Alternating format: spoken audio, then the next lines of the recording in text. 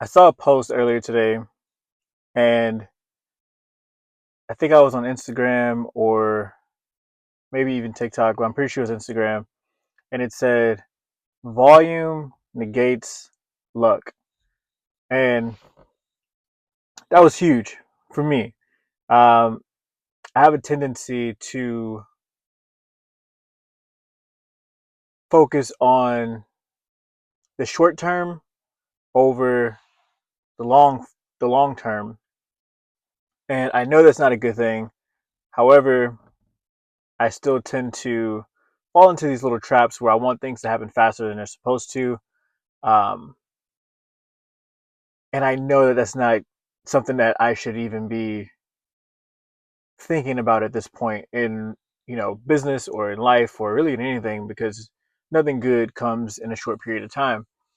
Uh, and so when I heard volume negates luck, it made me think about pretty much everything that I've ever been good at in life, or everything that I've ever succeeded at, anything that I've ever um, had any type of quality success in. It all came down to volume, and with volume you'll get quality. Now obviously, while you're creating the volume, you want to also focus on quality.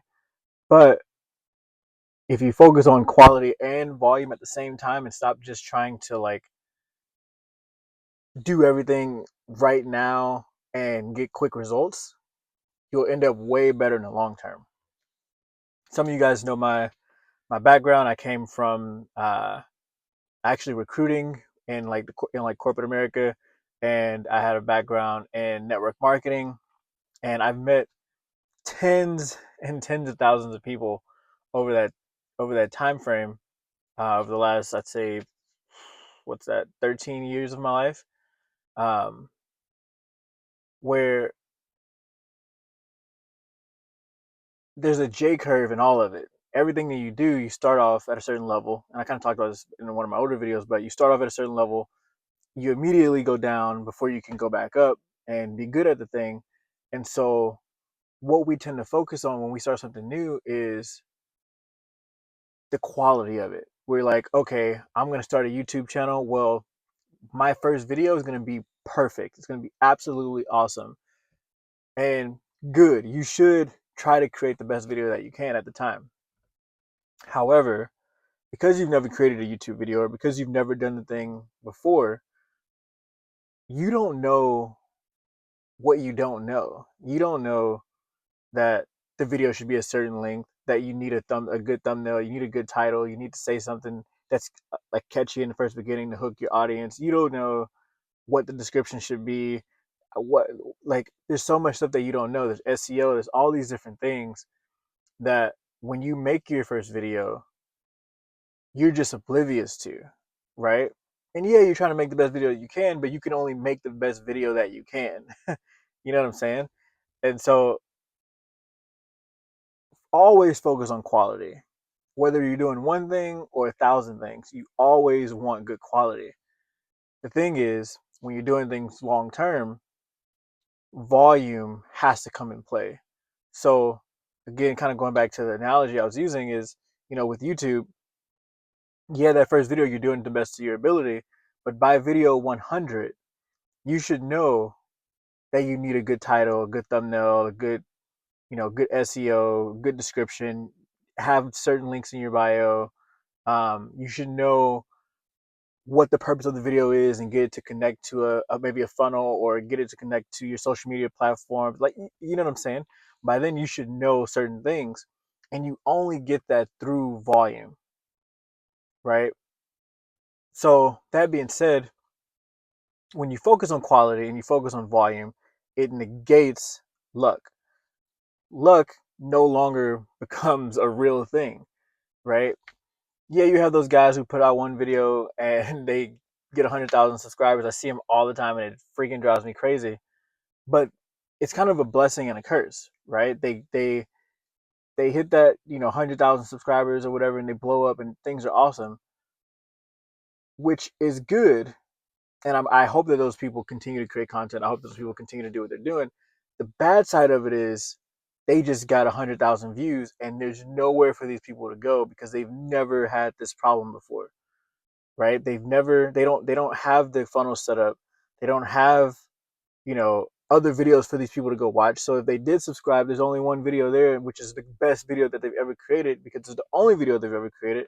And so when you create something so good and it's the first thing you've ever done, everything after that, you're kind of like comparing and contrasting. And that's a terrible spot to be in for a creator. That's a terrible spot to be in for really anybody. I mean, you I would rather grind it out for 5 years, posting a video every single day, versus have one good video and never ever ever having another video that lived up to that one. Because you don't know what got you there. You don't know what about that video made it so good, right? Um, when you start thinking about other stuff, like for example, like sports. I played basketball growing up. I played basketball even to this day, and the thing is with basketball, which is why I love it so much. It's a perishable sport. When you play it, you get better. When you don't play it, you get worse. Right? There is no luck involved. Stephen Curry isn't a good shooter because he's lucky. Right? If you play basketball that dude is a good shooter because he shoots all the time. He's not a good shooter because his name's Stephen Curry. He's not a good shooter because his dad is Dale Curry. He's not a good shooter because his brother is Seth Curry. He's a good shooter because I guarantee you he's making hundreds, if not thousands, of shots every single day, like the ones you see in the game, like the ones you see him on the clips and doing all this stuff. He's doing that on a daily basis. So when you see it in a game, of course he's gonna make it. He's not lucky. He's just good, right? Volume negates luck. And when you do that 1,000 times a day, you're gonna get good at it. It's just the way we work. Is the way we work as humans. We adapt. We learn new things through try, failing, adjusting. Right? If Stephen Curry went and shot one shot a day, of course he might make the shot, right? But by day 1,000, it's kind of like, shooting one shot a day is like it's a 50% chance every single day, right? But if he's making 700 a day, it's like, of course he's gonna make the one shot tomorrow. It's like it's the chances are just so much higher, right? So I think that's how you need to approach not only your business but just life in general. Stop trying to go for the home run on the first swing. Like learn how to bat, learn foundations, learn fundamentals, basics, and practice and hone in on those different things because that's what's going to make you a master. You're not a master at anything just because you can do cool tricks. The masters are masters because they mastered the fundamentals. And because they mastered the fundamentals, they can do cool tricks. Steph Curry can shoot from half court because he's mastered every shot leading up to full court. He can shoot consistently at that range because he's done everything in between, right? And again, your business, nothing that you do is going to be any different. I can meet hundreds, if not thousands, of strangers every single year for the rest of my life, not because I'm good at like I have some like super trick, but it's just because I spent years reading books, listening to audios, and practicing on how to talk to strangers, on how to like just social media tips and tricks. I've learned like I've taken the time out of my life to go and study these different things that I talk to you guys about. And these aren't just random one-off, you know, conversations that I have with you guys where I'm like, if you should try this tomorrow and see if it works. Like, no, I know that if you go out tomorrow, you comment on someone's shoes, you ask them where they got it from, it starts a conversation. You ask them their name, you ask them what they do, you ask them where they're from, you ask open-ended questions. These things get people to want to talk to you, right? And you appear to be interesting. I know that if you started a coaching business right now, the way to get clients is to post content about their pain points being the solution in your content. You need to educate, you need to entertain, you need to inspire in your content. Have call to actions for these different potential clients, so that way they can go into your DMs. You can start a sales call. You can do whatever you need to do. I've learned this stuff not just by saying, "Oh, this sounds like a good idea," but because of the volume. because of the repetition, because of the doing it over a period of time, and also trying, failing, and adjusting, right?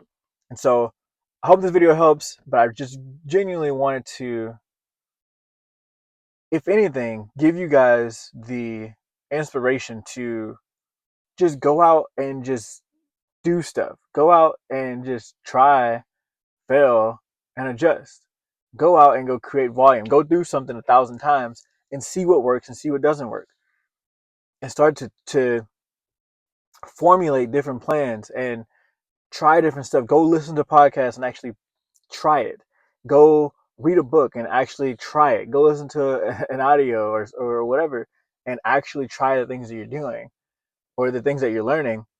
And then get data points and study it over periods of time and figure out what works and what doesn't work. Get rid of stuff that doesn't work and keep the stuff that do work. And over time, you'll build up to whatever you want to become and whatever you want to do. And so, with that, guys, again, hope this video helps. Volume negates luck.